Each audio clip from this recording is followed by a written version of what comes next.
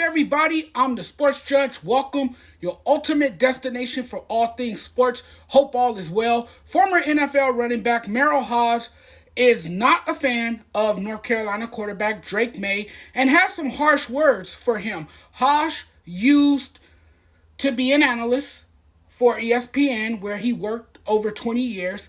And while he doesn't work at ESPN anymore, he's still active in media and analyzes draft prospects every year, kind of like what Mel Kiper Jr. does. Well, anyway, to stay on point, boy, Hodges' criticism of Drake Maye is overboard, lazy, and kind of unfair. Hodges' most notable draft evaluation is Maye, and in a February appearance on Sports Junkies, he was saying things like just blasting Maye, saying things like he wouldn't touch Maye, he wouldn't draft him in the first round, that he's not a first round quarterback because there are apparently a ton of things that bothers him. Merril calls Drake Maye inconsistent. It surely seems like Drake Maye pissed off Merril Hoge. What did he do to him? Jeez. I mean, my goodness. I don't want to say it's personal. Just a choice of harsh words to describe a quarterback who he feels is not the NFL type.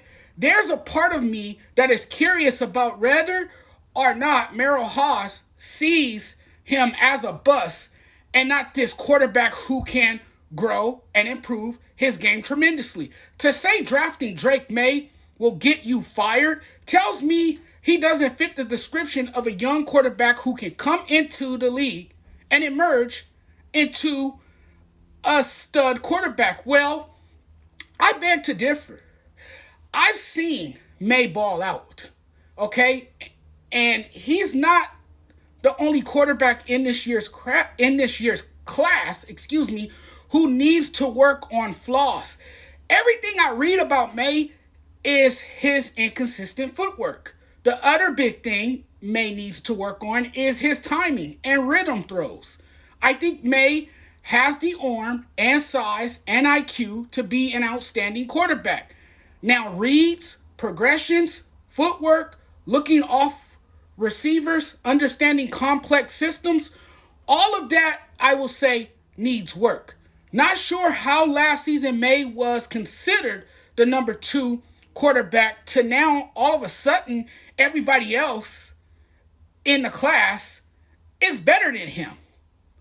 You have a guy talking as if Maye stole his wife or done something awfully bad to him for Hoge to feel a certain way. Harsh criticism, maybe.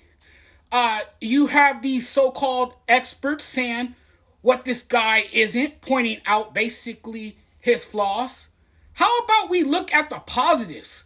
What he does well, like throws well with anticipation to all 3 levels of the field and shows flashes of special touches. I'm making the assumption that he's going to translate well to the NFL. I'm not stressing about a negative reaction from a guy who clearly doesn't believe. What I come away with from watching the film, because I watch a lot of film, is that he has all the tools he needs to be a great quarterback at the next level. His arm strength, routinely connecting on throws deep downfield. It's all about how he responds when things aren't going well, how he responds to adversity, his character. I'm going to be very transparent and say the strong word of caution from Merril Hoge is over the top and unjustified. Can we at least reserve judgment and give the man a chance to show himself at the next level without jumping to conclusion? It's too early. It's too early for that. To me, the guy can play at a high level. The experts are often wrong. His statistical profile fits the NFL. He reminds you so much of Herbert. Now, I don't know much about him personally.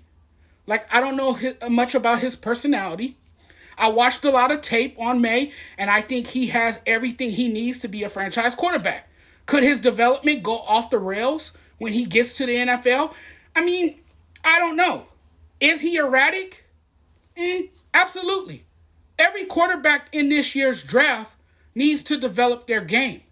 Let's not sit here and pretend like the other prospects in this year's draft is any better or more polished. Maye has everything you want, everything you would want in a quarterback prospect: arm talent, accuracy, size, scrambling ability, and he does all right reading defenses as well. He can stand in the pocket and take a hit. There's a real confidence about his play.